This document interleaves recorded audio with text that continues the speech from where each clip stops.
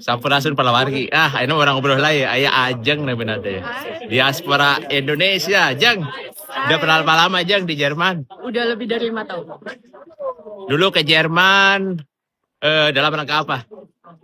Awalnya kuliah, terus kerja, terus udah.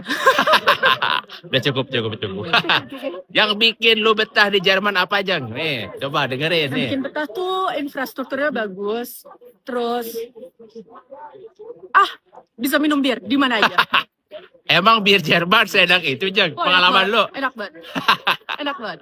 Kenapa enaknya? Apa yang membedakan bir Jerman daripada bir yang lain Jeng? Jangan tahu mulu Bir Jerman itu kayak pahit-pahit gimana? Pahit-pahit tapi enak gimana dong? Gimana tuh description-nya? Jadi gitu Lur. Selain itu juga selalu livingnya enak ya Jeng ya? Ya. Misalkan hari ini kita ada acara Bader Treven, acara apa tuh namanya teh?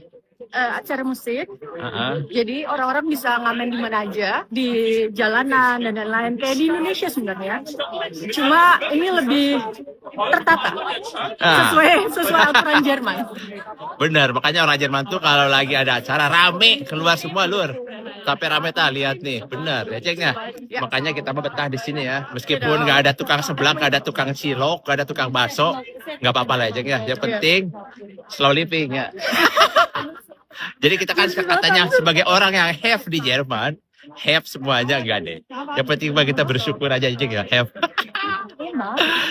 Gitu wae jalur. Jeng, hatur nuhun Jeng. Turun hun. Bangga. Terus gitu wae di Jerman ya. Di Jerman mahnya. Dadah.